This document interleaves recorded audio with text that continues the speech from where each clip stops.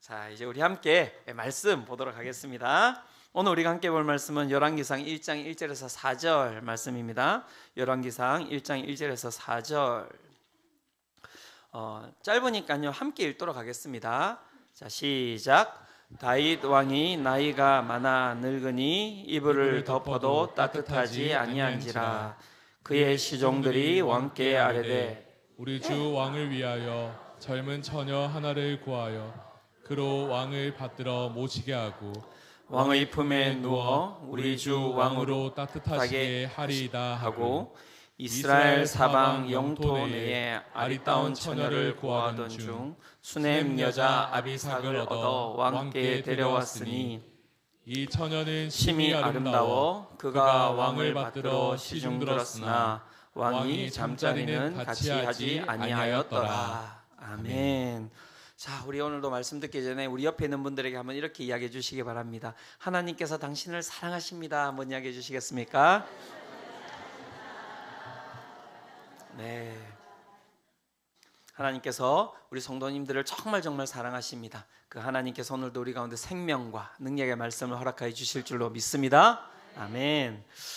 작년 연말입니다. 청룡영화제, 어떻게 보면 우리 대중영화 시상식에서 가장 이렇게 유명한 영화제가 아닙니까?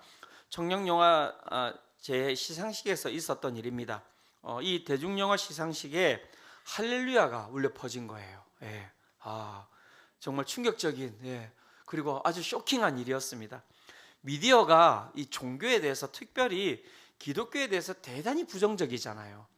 그래서 제가 이제 가셔서 유튜브에 찾아보시면 청룡영화제 시상식 해서 그 악동 뮤지션의 이찬혁이 부른 이제 노래가 나옵니다. 파노라마와 그다음에 장래희망이라고 해서 노래가 나오는데요. 웬만하면 대부분 그렇게 음악이 나오면 밑에 자막을 만들어 주거든요. 그래서 제가 다른 막대를 찾아봐도 자막이 다 나오는데 이 영상에는 자막이 안 나오더라고요. 그래서 제가 그런 생각을 했습니다. 얘들이 민감한가 보다. 그러니까 싫은 거예요. 그 가사를 여기에다 띄워 넣는 것도 뭐 어떤 피드백이 있을 수 있잖아요. 그러니까 아예 자막을 갖다가 안 띄워 놓더라고요. 그래서 이만큼 어떻게 보면 좀 부정적인 부분들도 있지만 어쨌든 그 영상을 보시면 참 충격적입니다.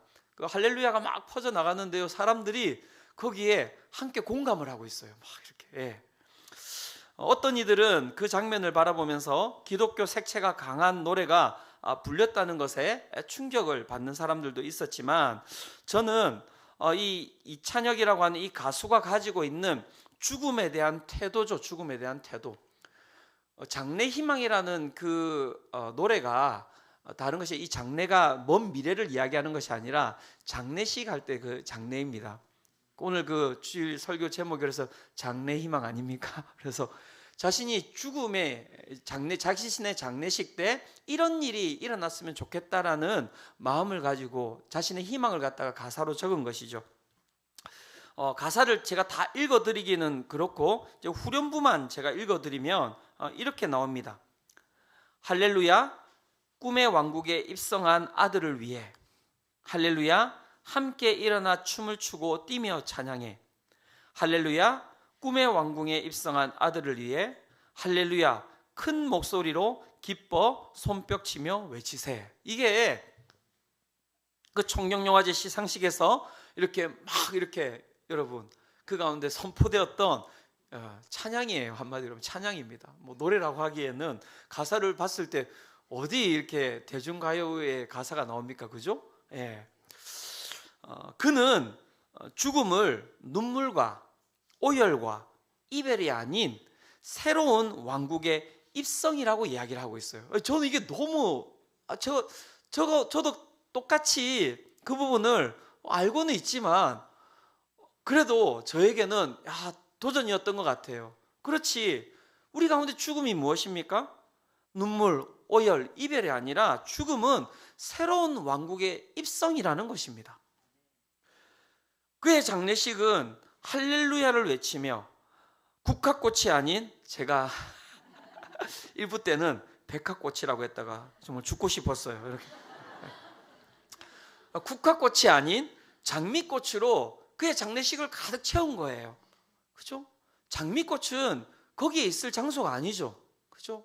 화려하고 그 다음에 기쁨과 상징과 사랑을 이렇게 상징하는 것 아닙니까? 장미꽃이. 그런데 그의 장례식장 그리고 그의 관에 이 장미꽃으로 가득 채워놓은 거예요. 그리고 그 가운데서 이제 가수가 춤을 추면서 노래를 부르는 것이죠.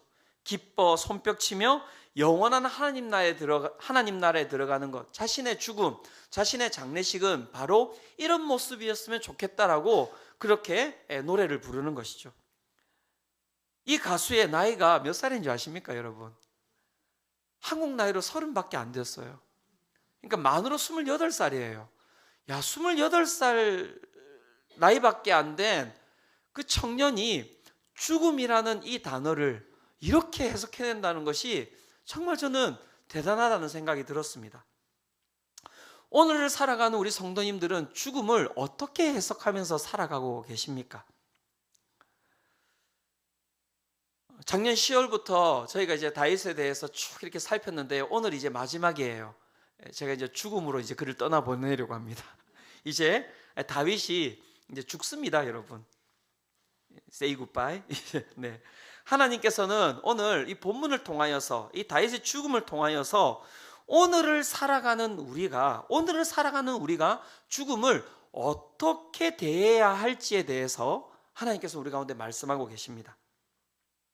성경은 이 다윗의 죽음에 대하여서 아주 독특한 문장으로 지금 표현하고 있거든요. 한번 보도록 하겠습니다. 열왕기상 1장 1절입니다. 같이 한번 읽어보도록 하겠습니다. 자, 시작. 다윗 왕이 나이가 많아 늙으니 이불을 덮어도 따뜻하지 아니하니라. 예.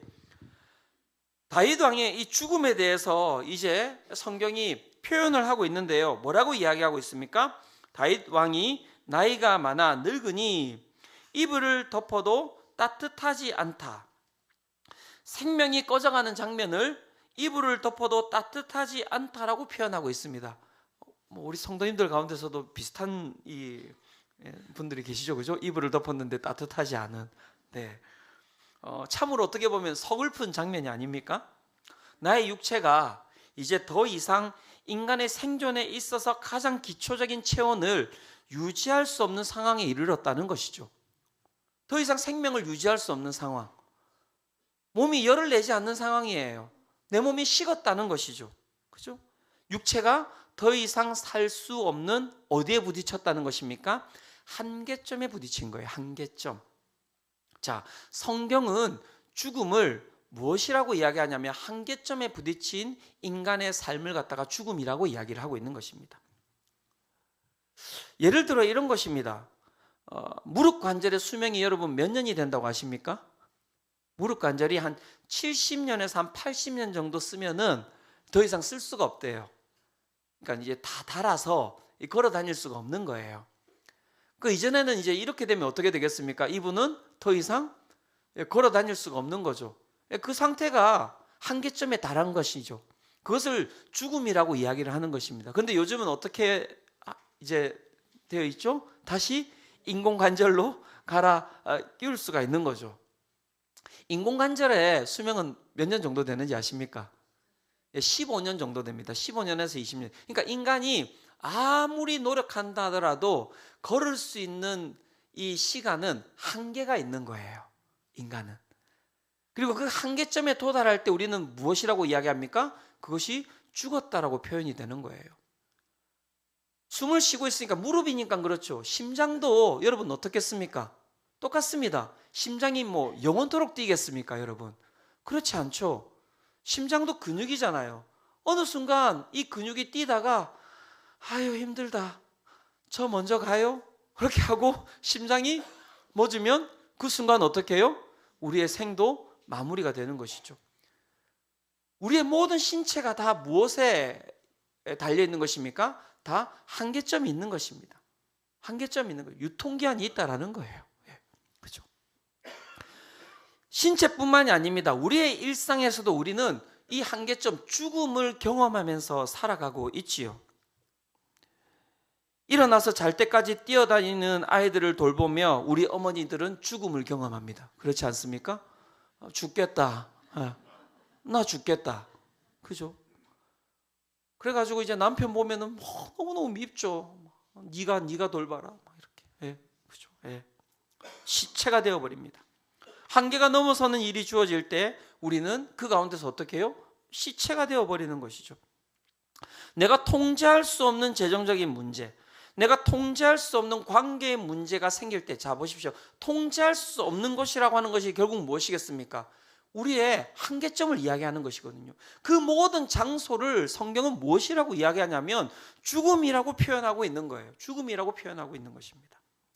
그래서 우리는 이 상황을 두려워하고 이 한계점이 우리의 삶에 오지 않게 하기 위하여서 정말 애를 쓰면서 살아가고 있는 거예요. 죽음이라는 상황을 피하기 위해서 죽을 둥 살둥 살아가고 있는 게 되게 웃긴 거지 않습니까? 죽음을 피하기 위해서 죽을 듯이 살아가는 거예요. 그게 우리의 모습이라니까요. 그 죽음의 현상, 한계점에 도달한 우리의 삶은 정말 유쾌하지 않습니다. 누가 유쾌합니까? 우리는 그렇게 죽음을 받아들이면서 살아가고 있는 것이죠. 하지만 사랑하는 성도 여러분, 성경은 죽음을 그렇게 이야기하지 않고 있습니다. 이 죽음과 관련하여서 유진 피터슨 목사님은 자신의 책에서 이렇게 정의를 내리고 있는데요. 저는 이 내용을 읽으면서 충격을 받았어요. 한 번도 생각해보지 못했던 그런 내용이거든요. 이렇게 이야기하고 있습니다. 삶은 죽음으로써 완성된다. 야, 이 기가 막힌 정의가 아닙니까? 삶은 죽음으로써 완성된다. 죽음은 한계다. 인간이란 말의 의미는 잘 보셔야 됩니다. 언젠가는 죽는 존재라는 것이다. 죽음은 우리의 인간됨을 종결시킨다기보다는 입증해 준다. 죽음이 우리는 두려움이고, 죽음을 우리는 배척하고, 죽음을 우리의 삶에서 끊임없이 분리시키려고 노력하는데, 유진 피터슨 목사님은 죽음이 우리의 인간됨을 입증해 주는 것이라고 이야기하고 있습니다. 되게 우리의 생각과는 다른 정의가 아닙니까? 그죠? 도대체 무슨 이야기를 하고 있는 것일까요? 죽음이 인간됨을 입증해 준다는 것, 인간됨은 죽음을 통하여서 드러난다는 것, 그것은 무엇을 이야기하는 것입니까? 바로 이것입니다. 인간은 한계에서 살아가는 존재라는 것입니다. 한계점에 가하는 것이, 그 한계점 안에서 살아가는 것이 가장 인간다운 삶이라고 이야기를 하고 있는 것이죠. 한계점은 우리를 슬프게 하고 우리를 비참하게 만드는데, 유진 피터슨 목사님은 그것을 인정하는 것이 인간된 삶, 가장 행복한 삶이라고 이야기를 하고 있는 거예요. 그렇다면 여기서 한 가지 더 물어봐야 될 것이 있습니다. 그 한계점을 넘어서는 삶, 죽음이라는 것은 그러면 받아들이지 않고 무한한 삶을 추구하고자 하는 그 삶을 그러면 우리는 무엇이라고 표현할 수 있겠습니까? 여러분, 그것이 무엇입니까? 한계점을 넘어서는 삶, 한계점을 받아들이지 않으려고 하는 삶, 유한한 삶이 아니냐 무한한 삶을 추구하는 삶, 그것이 무엇인지 아십니까? 바로 탐욕입니다. 탐욕, 여러분. 그래서 모든 인간은 다 탐욕스러워요. 그리고 모든 인간이 지향하는 바가 무엇인지 아십니까? 바로 탐욕입니다. 탐욕. 한계를 넘어서는 것, 그것을 추구하면서 살아간다는 것이죠. 영국에 있는 옥스퍼드 대학교가 매년마다 올해의 단어를 지정하는데요. 작년이죠. 2024년 올해의 단어가 무엇인지 아십니까? 브레인 롯입니다. 뇌썩음이라는 단어입니다. 뇌썩음이 그 2024년 올해의 단어라고 이야기를 합니다. 뇌썩음. 야, 들어보셨습니까? 이 뜻이 무엇이냐면 뇌의 기능이 저하되어 사람의 지적, 정신적 상태가 악화되는 것, 그것을 이제 뇌썩음이라고 이야기를 하는데요. 그 원인이 무엇이냐면 무한대로 돌아가는 숏폼을 보면 뇌가 썩는답니다. 무한대로 돌아가는 숏폼. 숏폼에는 뭐가 있습니까? 뭐 릴스? 네, 제가 그거 안 봐서 릴스랑 그다음에 그 쇼츠입니까? 예, 그렇죠. 그 한 번 보면은 이게 계속 보게 되는 것이죠. 끊을 수 있습니까? 없습니까? 왜 끊을 수 없습니까? 무한대의 정보가 다른 모든 무한대 정보가 계속해서 올라오는 거예요. 그렇게 되도록 만들어 놓았죠. 그걸 내가 보고 있으면 내가 도파민이 과다하게 분비되어 가지고 내 기능이 저하된대요. 저하된대요. 기가 막힌 것은 우리 성도님들은 이미 이제 인생이 얼마 안 남았잖아요. 썩어본들 그죠? 근데 중요한 건 애들이에요. 애들. 저희 둘째가 태어난 지 1년 만에 아이폰을 가지고 놀고 있더라고요.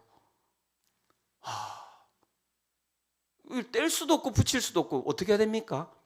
그러니까 지금 아주 기가 막힌 상황이 벌어져 있어요. 애들을 살아가게 하게끔 하기 위해서 핸드폰을 주는데 그 핸드폰은 애들의 그 아주 중요한 기능인 뇌를 갖다가 어떻게 하고 있다고요? 썩게 만들고 있다는 거예요. 제한이 안 되죠? 제한이 됩니까, 부모님들? 안 되잖아요. 기가 막힌 현상이 벌어지고 있는 거예요. 어떻게 해야 됩니까? 그게 인간의 탐욕에서 나온 거예요. 탐욕에서. 그거 다 누가 개발한 겁니까? 애들이 개발했겠습니까, 그걸? 다 부모님들이 개발한 거 아니에요? 부모님들이 개발한 거예요. 내 먹고 살려고, 내 자식 먹이려고. 그죠?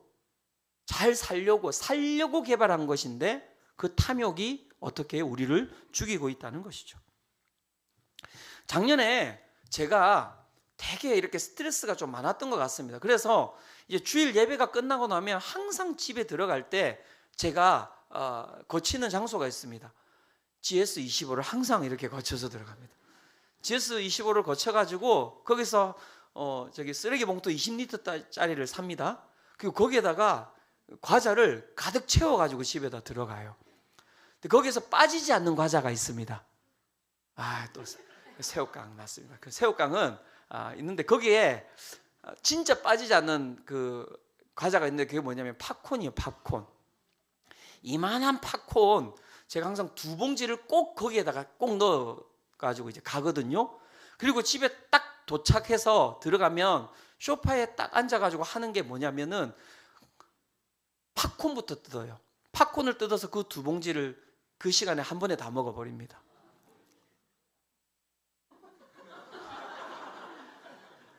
지금 이제 설교를 할 필요가 없네요. 이게 바로 인간 이하라니까요. 잘 보세요. 살려고 스트레스 받으니까 살려고 그걸 먹은 거예요. 그죠? 한계점을 어떻게 뛰어넘는지 그렇게 하고 제가 작년 연말에 건강검진을 받았는데요. 이 콜레스테롤 수치가 50 정도가 정상이라고 하는데 제가 150 정도가 나왔어요. 그러니까는 이게 과다한 것도 아니고 이게 그러니까 아주 위험 수치 안으로 들어가 있다고 이야기를 하더라고요. 예. 한계점 안에서 살아야 되는 게 인간이에요, 여러분. 잘 기억하시기 바랍니다. 한계점을 벗어나는 것은 탐욕이고요. 그 탐욕은 우리의 모든 삶을 파괴해버리는 것이죠. 파괴해버리는 것입니다. 그리고 나서 제가 이제 팝콘을 안 먹고 있습니다. 작년 10월부터. 물론 다른 과자는 좀 먹고 있습니다. 네. 이제 3월 달에 이제 다시 병원 가서 한번 수치를 검사해 봐야 되는데요. 저는 100% 생각합니다. 팝콘이 범인이다. 그리고 제가 이전에는 한 번도 그 콜라나 이런 걸 별로 안 마셨거든요. 그 아내가 몇 년 전부터 계속 저한테 이야기해요. 왜 그렇게 탄산수를 많이 마시냐? 왜 그렇게 탄산수를 많이 마시냐? 제가 아내한테 이렇게 얘기했습니다. 몸이 막 탄산수를 원해. 나는 싫어하는데. 나는 정신은 싫어하는데 모든 세포가 막 콜라를 갖다가 저는 다이어트 콜라도 안 마십니다. 오리지널이죠, 콜라는. 네.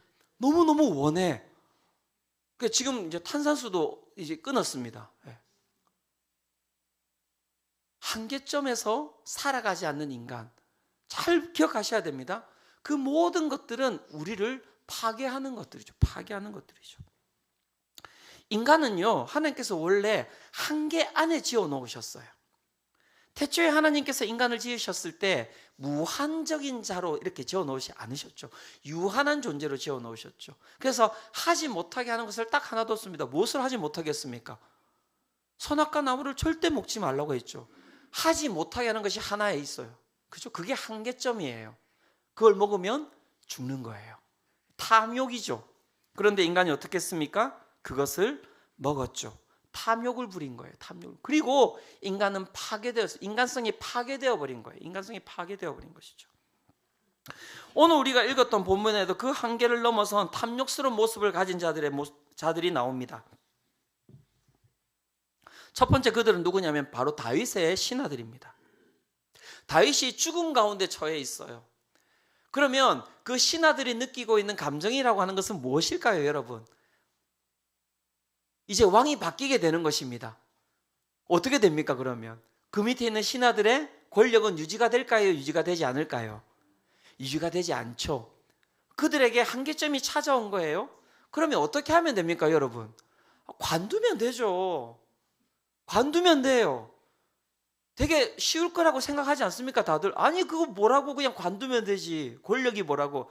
제가 보기에는 한 분도 관두지 않으실걸요? 아무도 안 관두. 그죠? 한계점이 왔을 때 우리는 그 가운데서 한계점 안으로 들어가 버리면 돼요. 그러면 아무 일도 일어나지 않거든요. 그런데 이 다윗의 신하들이 어떤 일을 벌입니까? 열왕기상 1장 2절입니다. 열왕기상 1장 2절 같이 한번 읽어보도록 하겠습니다. 자, 시작. 그의 시종들이 왕께 아뢰되 우리 주 왕을 위하여 젊은 처녀 하나를 구하여 그로 왕을 받들어 모시게 하고 왕의 품에 누워 우리 주 왕으로 따뜻하시게 하리이다 하고. 자, 그의 시종들이 왕께 아뢰되 우리 주 왕을 위하여서라고 이야기하는데, 여러분, 이게 왕을 위한 것입니까? 시종들을 위한 것입니까? 예, 왕을 위한 게 아니죠. 시종들을 위한 것입니다. 왜 시종들은 이 다윗의 몸을 따뜻하게 하고자 하는 것입니까? 그의 생명을 조금이라도 더 어떻게 하기 위하여서? 연장시키기 위하여서입니다. 연장시키기 위하여서. 그래서 어떻게 한 것입니까? 젊은 처녀 하나를 구해서 왕의 품에 넣겠다라고 이야기를 한 것이죠. 자신들의 권력의 연장을 위하여서 다윗이 요구하지도 않은 거예요. 다윗이 요구하지도 않은 다윗의 생명의 연장을 위하여 한 처녀의 인생을, 이 단어가 참, 그러니까는 아주 안 좋은 단어인데요. 한 처녀의 인생을 핫팩으로 만들어버린 거예요. 핫팩이에요, 핫팩. 그냥 하나의 도구예요, 도구. 이 여인이 다윗의 몸을 따뜻하게 하지 못하면 또 다른 여인을 구하겠죠. 또 다른 여인을 구하겠죠. 무엇입니까? 소모품인 거예요. 인간의 탐욕이 사람을 어떻게 만들어버리는지를 여러분 보셔야 됩니다. 한국의 일부 교회 가운데 목회자와 교회 중직자들이 권력을 유지하기 위하여서 정치적인 행위를 하고요. 줄을 세우고 패를 만들고 목사님과 당회가 싸우는 일들이 벌어지죠. 누구를 위한 것입니까, 도대체? 무엇을 위한 것입니까, 도대체? 그죠? 성도들을 자신들의 도구로 삼아서 자신들의 권력을 유지하기 위하여서 그렇게 살아가는 것이죠.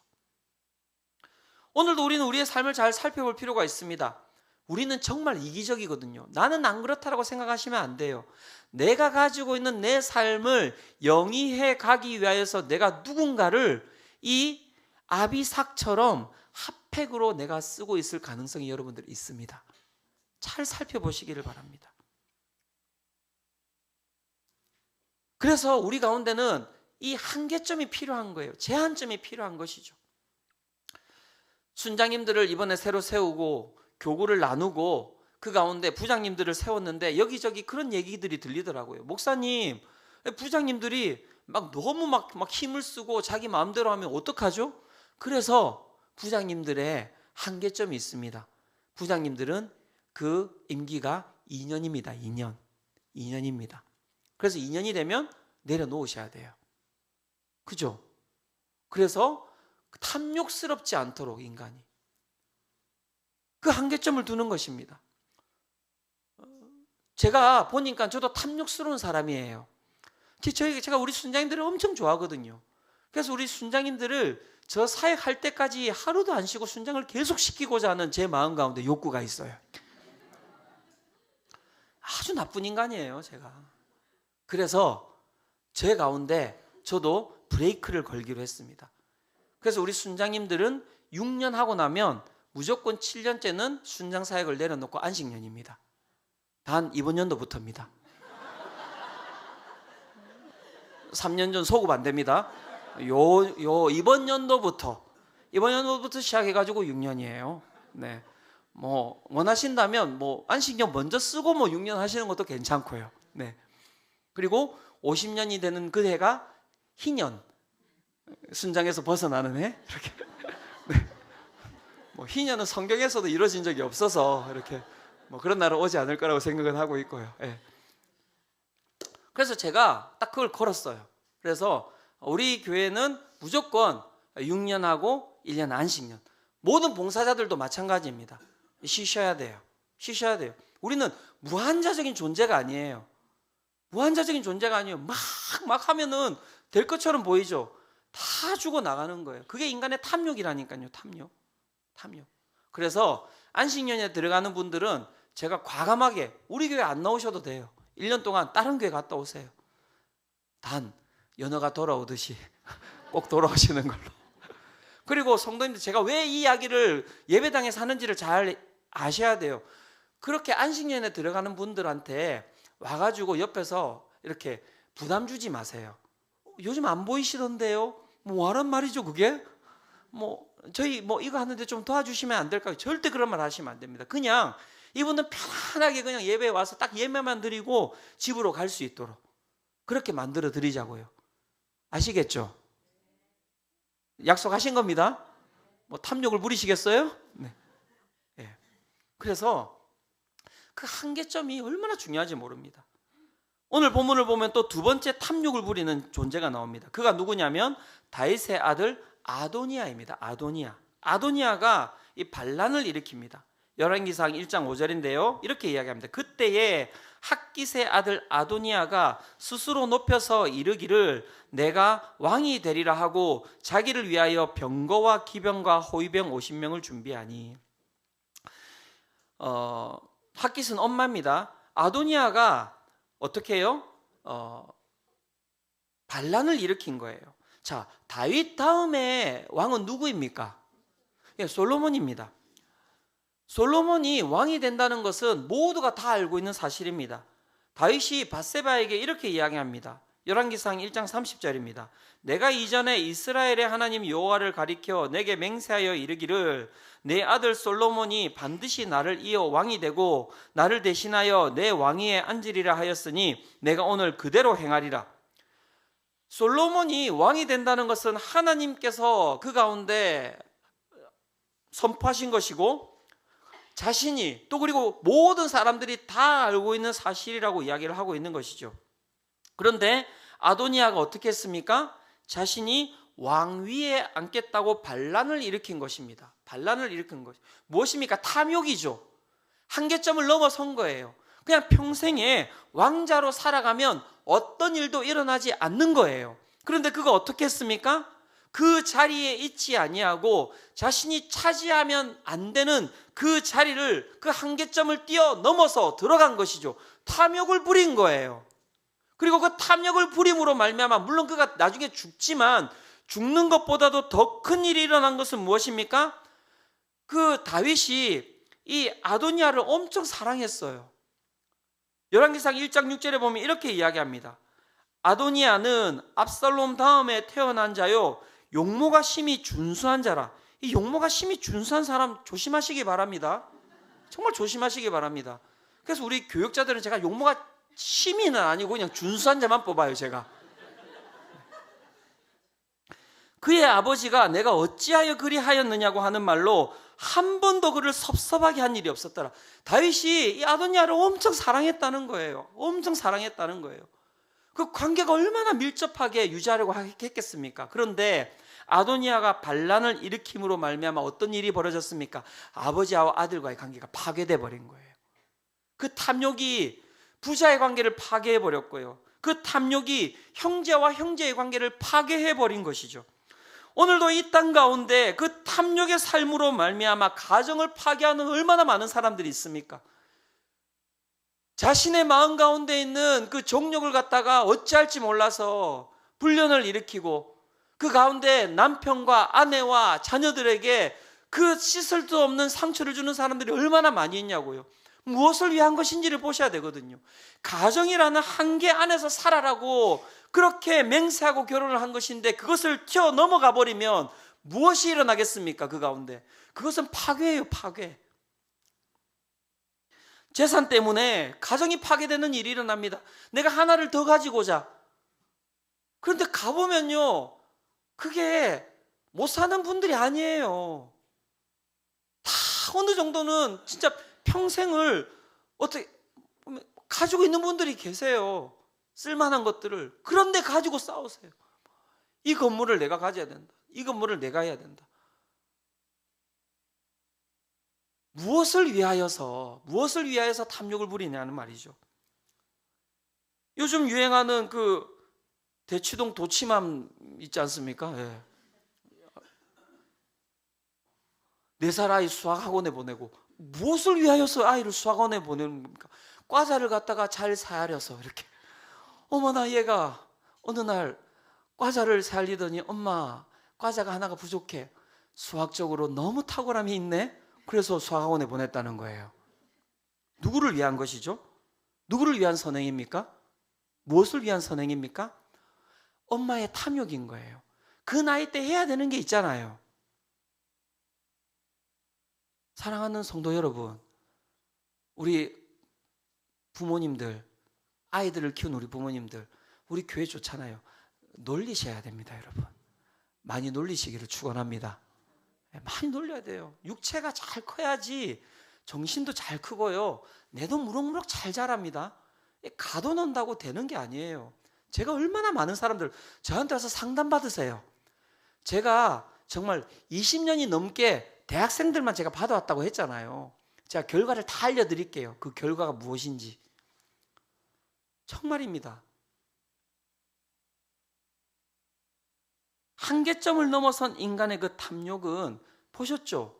인간이기를 거부하는 거예요. 결국에는 인간이기를 거부하는 것입니다. 그래서 성경은 죽음을 받아들이는 인간이 가장 인간답다라고 이야기를 하고 있는 것이죠. 그러면 그렇게 하고 끝인 것일까요? 죽음을, 그 한계점을 그 받아들이는 인간은 어떤 삶을 그렇다면 살아야 하는 것일까요? 오늘 다윗은 그 죽음과 한계점을 받아들인 사람이 어떤 삶을, 어떤 길을 가야 할지에 대해서 우리 가운데 보여주고 있습니다. 이 부분을 이야기를 하고 오늘 설교를 마무리하고자 하는데요. 다윗이 그 죽음 가운데서 이렇게 행동하고 있습니다. 열왕기상 1장 4절입니다. 같이 한번 읽어보도록 하겠습니다. 자, 시작. 이 처녀는 심히 아름다워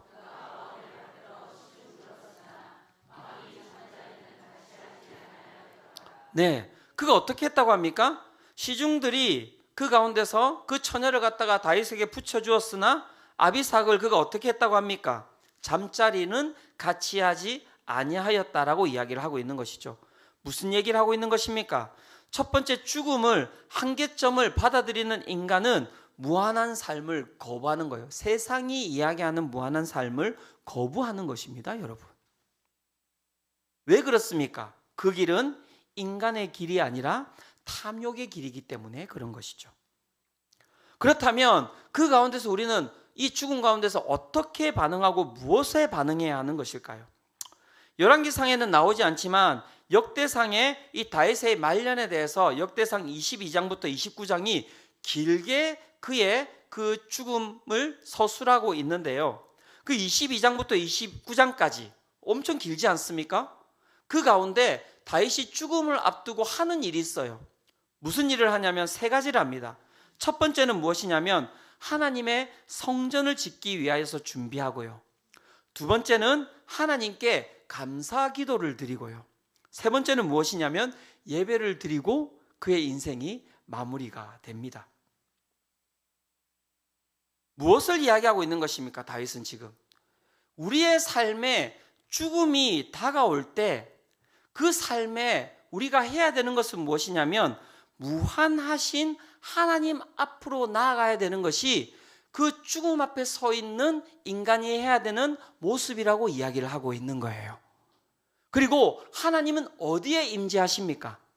하나님은 우리의 삶에 있는 그 죽음의 그 자리 가운데 하나님은 임하신다라고 이야기를 하고 있는 것이죠. 사랑하는 성도 여러분, 이것이 바로 복음입니다, 여러분. 지금 다 기절하셨습니까? 잠시? 이게 복음이라니까요. 우리의 삶에 죽음의 수많은 현상들이 있잖아요. 근데 죽음의 현상을 우리가 어떻게 해야 됩니까? 어떻게 할 수가 없어요, 여러분.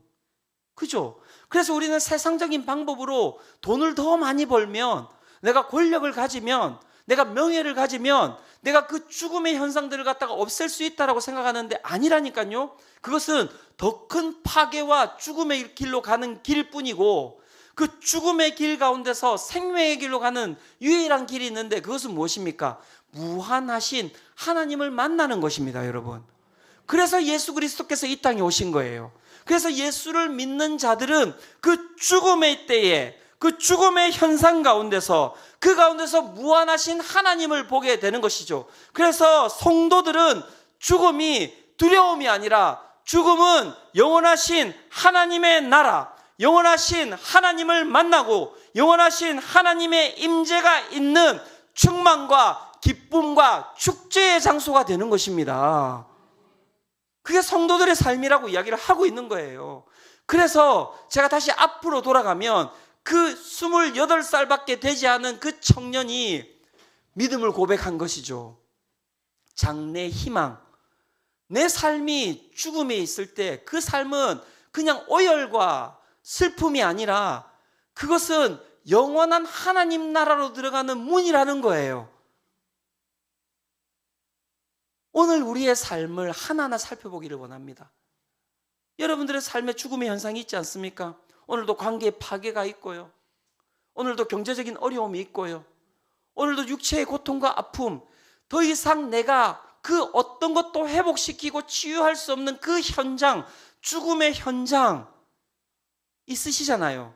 거기에, 여러분 거기에 하나님께서 함께 하신다니까요.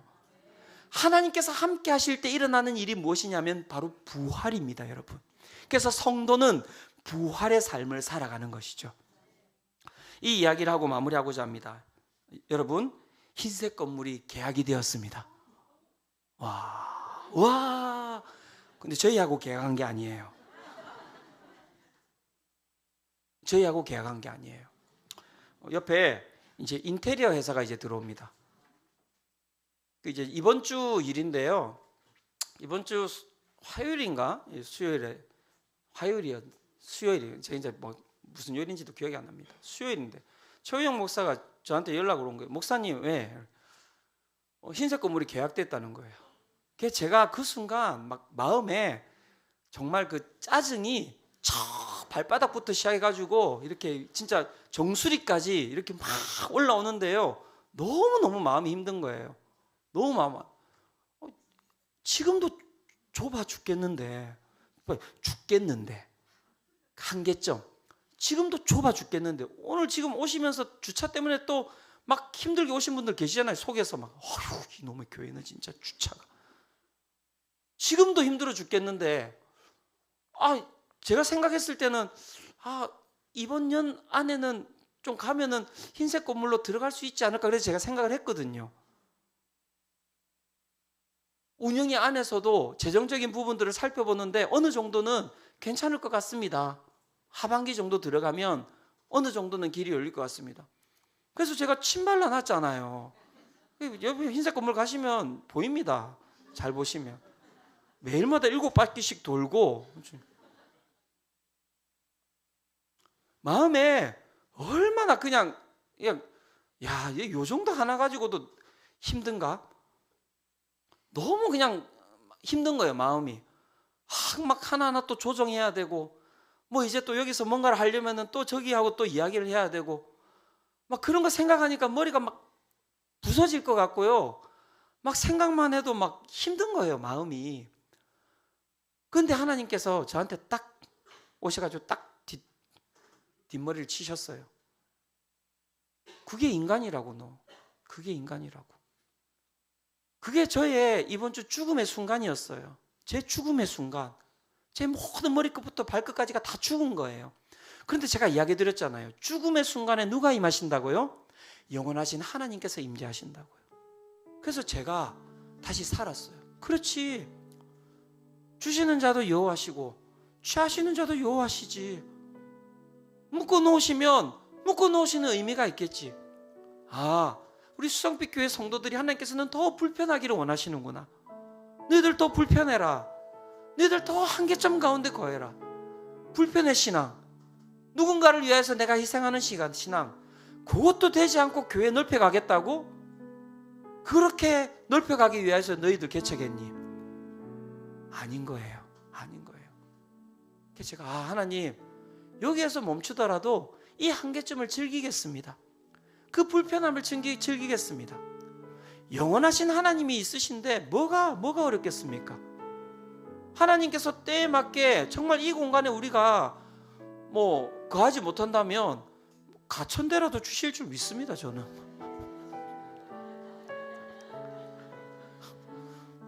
우리 하나님 다 가지고 계신 분이신데, 그게 믿음이에요. 여러분, 죽음을 대하는 우리의 자세입니다. 사랑하는 성도 여러분, 죽음을 두려워하지 마시기를 축원합니다. 그 시간은 하나님이 움직이시는 때입니다. 하나님이 임하시는 때입니다.